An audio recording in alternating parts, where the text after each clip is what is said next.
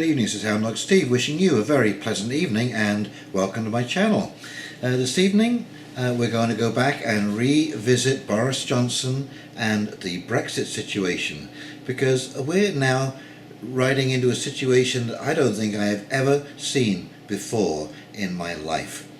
Okay, so Boris Johnson has a minority government, even though he still heads up the party. He has called for a snap election, and Jeremy Corbyn of the Labour Party has basically blocked that, and now they have voted that Britain cannot leave the EU without a deal. And I think coming up that there is going to be a vote of no confidence to try and get rid of Boris Johnson and to have some kind of unity government to govern through this, what they're calling a crisis, and asking the EU for an extension or a delay to the Brexit situation. Now, before we go any further, I just want to remind everybody that 3 years ago a fair vote was taken. Okay, everybody agreed that 50 plus 1% of the population who voted in either direction would win the binding referendum. The vote was held. The Brexiteers won the vote to leave the EU. And ever since then, the people who lost the vote haven't stopped whining and crying and complaining and creating trouble every possible step of the way. And the only good thing that I think can come out of all of this blocking is that it shows how the globalist mind works. And that is that there is only one way, and that is their way. And if it doesn't go their way, they're going to do everything that they possibly can to block this by fair means or foul. And now what I think is really happening behind the scenes, I don't think there will be a unity government. I think Jeremy Corbyn will step up and say, I can form a government, and he will ask the Queen to allow him to do so, and he will be an unelected Prime Minister. Because Jeremy Corbyn knows absolutely for sure that if there were a snap election, that he would lose that election. And that is why he blocked any vote for a snap election, and yet will hold a vote of no confidence, and use his Labour Party to force through basically the only bargaining tool that Boris Johnson had over any kind of negotiations with the EU, and as I say, block an election and force a vote of no confidence. Well, Boris Johnson's response to this has been, he said that he will not step down, even if ordered to do so by the Supreme Court over the proroguing of government. And he also said he will not step down if his party or he loses a vote of no confidence. And so what would that mean? Well, you know, the Queen can fire the Prime Minister. And I think maybe that's what Boris Johnson is going to put to the test. This puts the Queen in a very interesting conundrum. Is she going to fire a Prime Minister for fulfilling the will of the people? Her people, her public, supposedly, that the Crown rules over. So I don't think that she would. I don't think that she would risk defying the public in such an open manner. And of course we are creeping ever closer to the 31st of October. We're now 20 days away.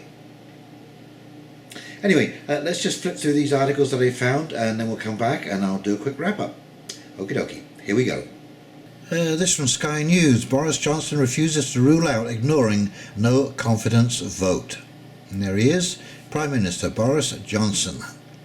Boris Johnson has left the door open to staying on as Prime Minister even if he loses a vote of no confidence.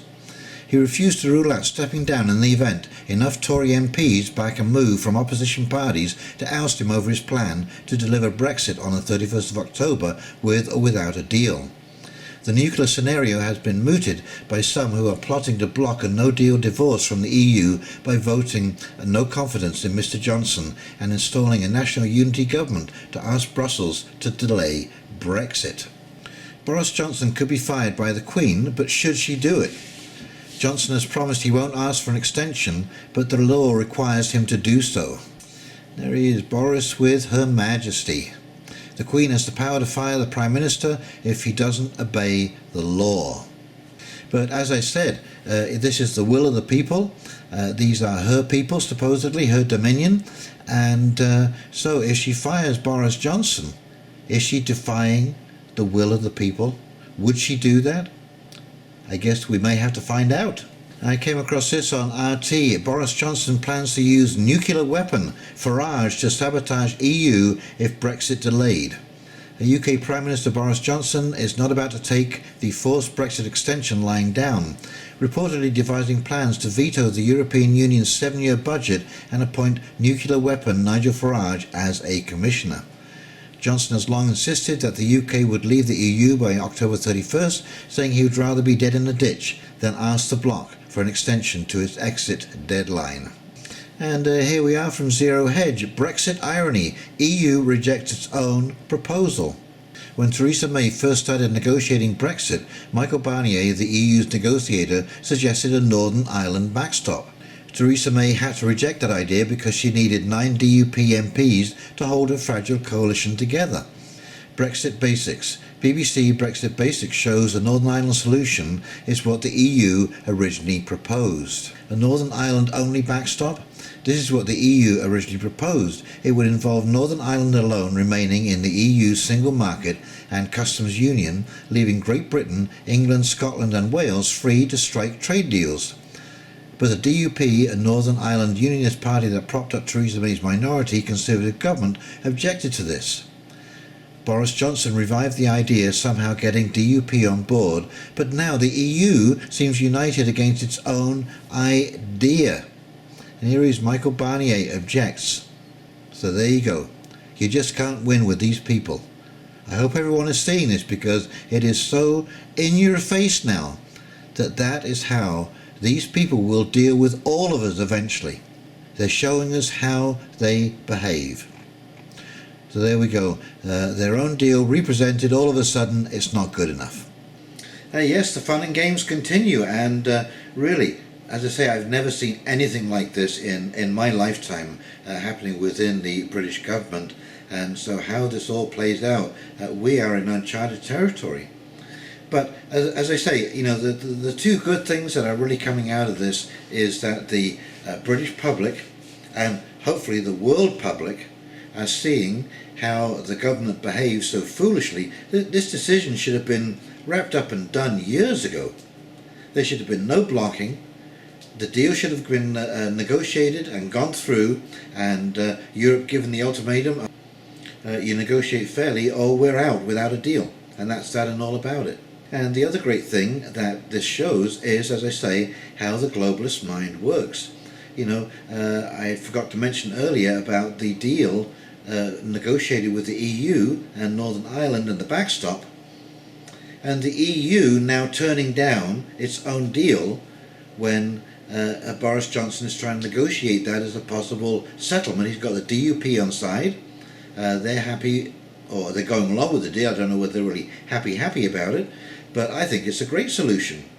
Northern Ireland remains a part of the EU, and Britain, Scotland and Wales are free to make their own deals with whomever they choose. What could be fairer than that? It stops all kinds of problems with Southern Ireland. That border would remain as it is, which hasn't been a problem for years and years and years and years. And so, perfect solution. But no, the EU have to go against it. And this is how it's going to be forever. If you vote in anything that looks like a globalist government, and you can see that globalist governments are the ones that agree with the EU, agree with those principles, agree with bureaucratic takeover, in fact a bureaucratic dictatorship. And as I say, the way that I tell a globalist government, whatever stripe they are, just ignore that. You know, the Conservative, Liberal, Labour, Green, whatever, NDP, you know, just disregard all of those labels because they're mesmerizing. Okay, so the three things that I look for are a love of these huge corporate deals like NAFTA, like the TPP, like CETA. These all favor corporations and do not favor mom and pop industries, small industry, small business, small manufacturing. And this used to be the backbone of our country. And so when a government is taking away these mom and pop businesses and small manufacturing businesses, it is really doing a disservice to its citizens. The second thing is love our bureaucracy, allowing bureaucrats to make the decisions instead of the people making the decisions. And right now we are drowning in absolute bureaucracy, and no party seems to want to do anything about that. The third thing is shutting down freedom of speech. That is a sure sign of a globalist government. They do not want any kind of opposition, and if they are shutting down your freedom of speech, whether it is directly through censorship, on social platforms, social media, this kind of stuff, or indirectly by creating laws that govern your speech, you know that you have a globalist government. Okay, so I hope you enjoyed this information. If you did, please like, comment and subscribe below. And in the meantime, this is Hound Dog Steve signing off, wishing you a very pleasant evening. And we will talk to you very, very shortly. You take care now. See ya. Bye.